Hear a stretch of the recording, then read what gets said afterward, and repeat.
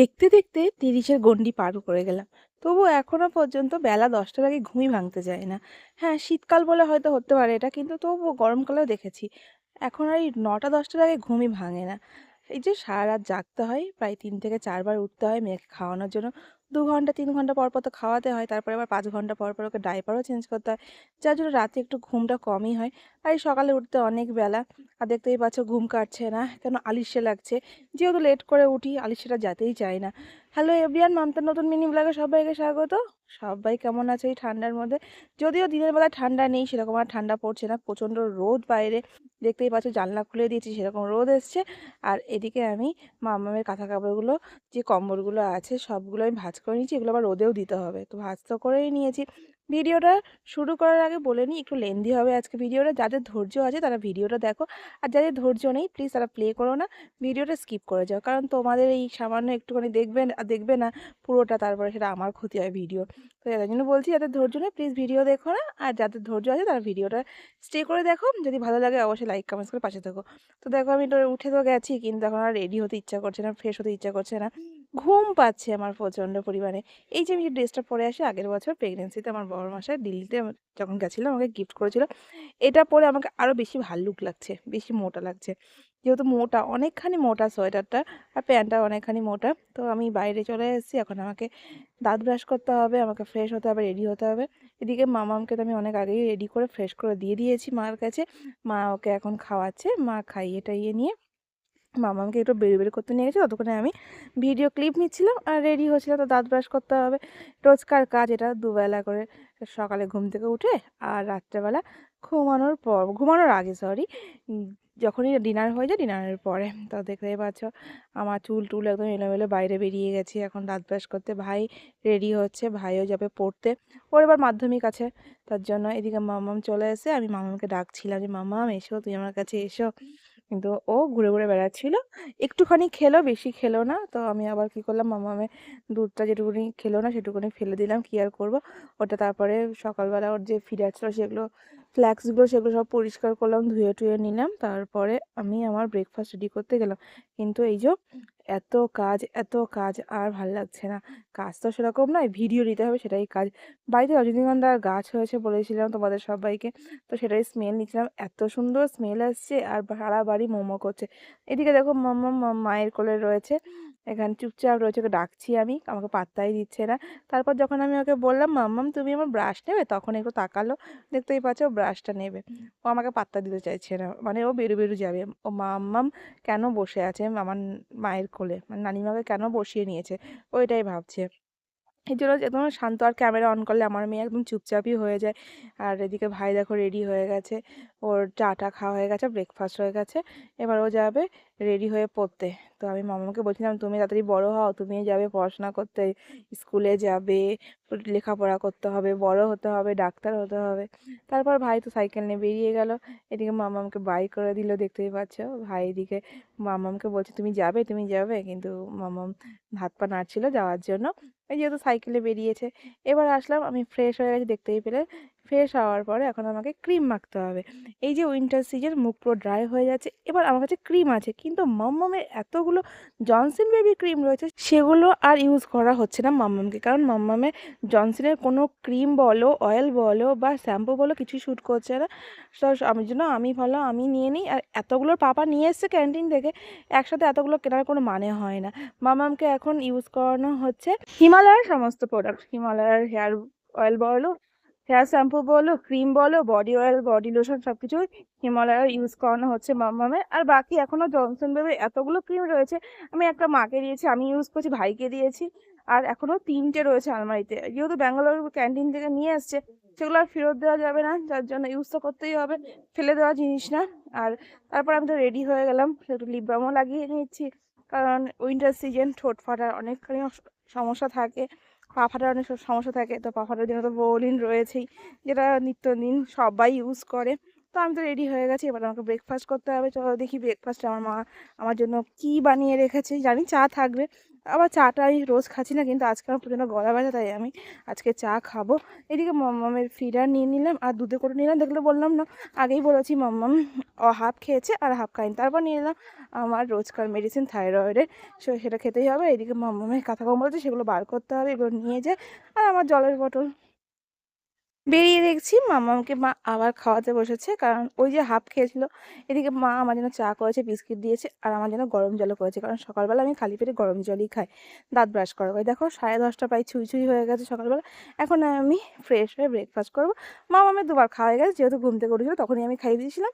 তারপর আমি খাওয়াটা সেরে মানে চা খেয়ে গরম জল টল খেয়ে তারপর দেখো মামামের যে কাঁথা কাপড় কম্বল আছে সেগুলো বার করছিল। এইগুলো এখন রোদ দিতে হবে, একটু গরম গরম থাকবে, মামামের ঘুমাতে আরাম লাগবে।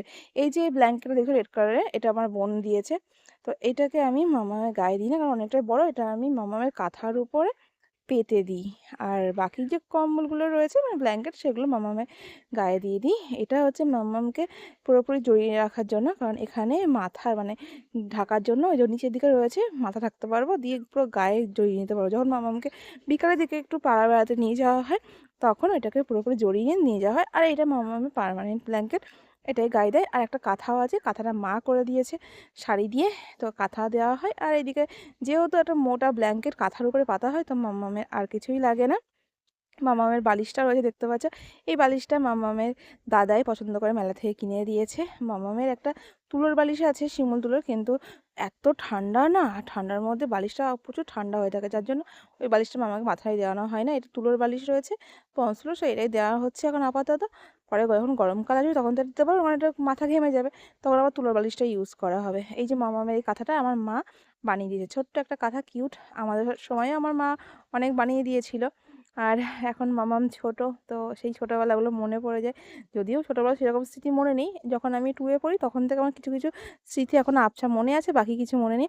ভিডিওটা কিন্তু অনেকটা লেন্দি হবে, যাদের ধৈর্য আছে আবারও বলছি তারাই দেখো, আর নলে পরে স্কিপ করো না, কারণ যারা লং ভিডিও বানায়, একটা ভিডিও নিতে, ক্লিপ নিতে বা ভিডিও এডিট করতে, ভয়েস দিতে কিন্তু অনেকখানি সময় লাগে, অনেক খাটনি খাটতে হয়। এই যে আমি এখন ভিডিওটা এডিট করছি, ভয়েস দিচ্ছি না, প্রায় 1 ঘন্টার উপর সময় লাগছে, কারণ এর মধ্যে মামামকে দেখা আছে, মামামের স্নান করানো আছে, সব কিছুই করতে হয়। এই যে বাথটাব দেখছো, বাথটাবে মামামের জল গরম করতে দিয়েছি স্নান করানোর জন্য। ইন্ডাকশানে একটু গরম জল মিশিয়ে দেবো, কারণ পুরোটা ঠান্ডাই থাকে জলটা, খুব একটা গরম হয় না। আর হালকা হালকা হাওয়া দিচ্ছে, যার জন্য অতটাও গরম হয় না জল, এই জন্য ইন্ডাকশানে গরম জল দিয়ে মিশিয়ে তারপরে মামাকে স্নান করানো হবে। আর এইদিকে মামামের স্নান করানোর পরে যে ড্রেসগুলো পরবো সেগুলো আমি রোদে দিয়েছিলাম, এগুলো কালকে দুপুরবেলা কেচে দিয়েছিলাম, আমি একটু হালকা হালকা ভিজে আছে, শুকায়নি বলে আমি আবারও মেলে দিলাম। এবার গরম হয়ে যাবে, মামাকে স্নান করানোর পর আমি পরাতেও পারবো। আর সব কটা ড্রেস আমি ক্লিপ দিয়ে আটকেও দিচ্ছিলাম, দেখতেই পাচ্ছ। এই যে এখন আমি ভিডিও বানাচ্ছি, ভিডিওটা আপলোড করব, এবার অনেকেই আসবে আসবে সিসিটিভি হয়ে বসে থাকবে, দেখবে এদের ডেইলি লাইফটা কী চলছে কী না হচ্ছে, সব কিছুর খবর নেবে, নিয়ে 1 কান থেকে 10 কান করবে। বাইরে এত রোদ ছিল যে আমি জল না খেয়ে থাকতে পারছিলাম না, প্রচণ্ড পরিমাণে গলা শুকিয়ে গেছিলো, তাই আমি আমার বোতল থেকে জল খেয়ে নিলাম। আর ওই যে বলছি সিসিটিভিগুলো, ওরা আসে ভিডিও দেখে, দিয়ে দেখার পরে এখানকার কথা ওখানে গিয়ে লাগিয়ে দেয়। ফ্রিজ খুলছি, কারণ আমি এখন ফ্রিজ থেকে আমার সবজিগুলো বার করবো। সবজি বলতে গাজর আর মটরশুঁটি, এটা আমি রোজকার ডায়েটের মধ্যে রাখি, হেলদিও। আর মটরশুঁটি সিদ্ধ খেতে আমার খুব ভালো লাগে, এর জন্য আমি এগুলো বার করে নিচ্ছি। আর ডিম সিদ্ধ বসাবো, তো এই দেখো বের করে নিয়েছি আমি। আমার একটু এখন হেলদি খেতে বেশি ভালো লাগে, কারণ পুরোপুরি ডায়েটে রয়েছি। এবার ডায়েটটা যদি টাইম মতো করতে পারতাম তাও হতো, সকাল সকাল তো উঠতেই পারি না, যার জন্য খেতে এত লেট। এই যে আমি এখন 10:30টায় খেয়েছি, এইগুলো এখন খাবো 12টার সময়, তারপর দুপুরবেলা 3টের সময় ভাত খাবো। একদম অনিয়ম হয়ে যাচ্ছে, কিছু করার নেই আমার। আমার মাম্মামকে নিয়ে আমি যথেষ্ট ব্যস্ত থাকি, কারণ ছোটি যদি না থাকে আমার বাড়িতে, মানে আমার কাকার মেয়ে যদি না থাকে, তাহলে ওকে আমাকে দেখে রাখতে হয়, আর আমার মাকে। আর মায়ের রান্না বান্না আছে, কাজ আছে, কি করব, এর জন্য তার মধ্যে আমার এই ডায়েটের খাবার দাবার রেডি করতে হয়।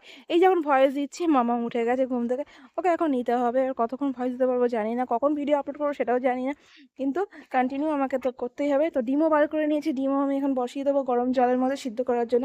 আর এইদিকে 3টে গাজর আর অনেকটা মটরশুঁটি নিয়ে নিয়েছি, এগুলো এখন ছিলতে হবে। তারপরে এগুলোকে আমাকে এখন আবার গরম জলে দিতে হবে সিদ্ধ করার জন্য। এদিকে মা দেখছি পুরো বটল ভর্তি করে দিয়েছে জলে। আর এদিকে একটা টোস্ট বিস্কুট প্যাকেট নিয়েছে, মাকে বললাম সন্ধ্যাবেলা আমাকে কফি করে দেবো, আমি অনেকদিন কফি খাইনি, কফি করে দিয়ে তাহলে কফির সাথে আমি এই বিস্কিটটা খাবো।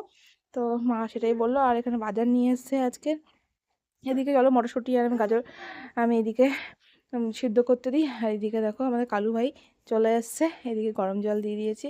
আর এদিকে দেখো মটরশুঁটি আর গাজর ছিলতে এসেছি আমি। ভিডিওর প্রায় এন্ডে চলে এসেছি। ভিডিও ভালো লাগলে অবশ্যই লাইক কমেন্টস করে পাশে থেকো। তোমরা জানিও আজকের ভিডিওটা কেমন ছিল। তো এগুলো এখন আমাকে কাজ করতে হবে। ডিম সিদ্ধ তো বসিয়ে দিয়েছি, দেখতেই পাচ্ছ। আর এদিকে আমি মটরশুঁটিগুলো ধুয়ে নেব, তার জন্য জল নিয়েছি, পাত্রের মধ্যে জল দিয়ে দিলাম। তোমরা আজকে সকালে ব্রেকফাস্টে কী খেয়েছো জানিও কিন্তু, আর তোমাদের দুপুরের লাঞ্চ কী বানাচ্ছো সেটাও জানিও। এদিকে আমি ছুরি কাঁচিগুলো নিয়ে নিচ্ছি, এগুলো সব কাটাকুটি করতে হবে তো। আর এক হাতে ভিডিও বানাচ্ছি আর এক হাত দিয়েই আমি কাজ করছি, তো এই জন্য একটু লেট হয়। আর ভিডিওটা একটু লেন্দি করলাম, কারণ অনেক দিন লং ভিডিও 10 মিনিট আপ দিইনি, যার জন্য আমি আজকে একটু লং ভিডিও দিলাম। আর আজকে এই ড্রেসটা পরে আমার কিন্তু অতিরিক্ত মোটা লাগছে, কিন্তু এতটাও মোটা না। তো চলো কাজ করে নিই, আর বেশি লেন্দি করবো না ভিডিও। প্রায় 10 মিনিট আপ হয়ে গেছে, মামা উঠে গেছে, মামাকে এখন একটু কোলে নিতে হবে, তারপরে আমি ভিডিও আপলোড করব। চলো আজকের মতো টাটা বাই বাই, ভালো থেকো সবাই, হ্যাপি থেকো, উইন্টার সিজন এনজয় করো। জানুয়ারি মাস পড়ে গেছে, সবাই খুব পিকনিক করো, আমি তো পিকনিক করবো না। আর বড়মশাই বাড়ি নেই, জানি না কবে উনি বাড়ি আসবেন, আর কবে আমাকে নিয়ে ঘুরতে বেরোবেন আমি জানি না, আর কবে আমি রোগা হব সেই অপেক্ষায় রয়েছি। আমি রোগা হতেই হবে আমাকে, আমাকে রোগা হতেই হবে। তো এখন ওয়েট লুজ করতেই আমি ব্যস্ত। তাহলে আজকের মতো টাটা বাই বাই, বিদায় নিচ্ছি। কালকে লং ভিডিওতে দেখা হবে। ভালো থেকো সবাই। দেখো বেলা অনেকখানি হয়ে গেছে, তাই আজকে আর লেন্দি করলাম না ভিডিও। ভালো থেকো সবাই, টাটা বাই, লাভ ইউ।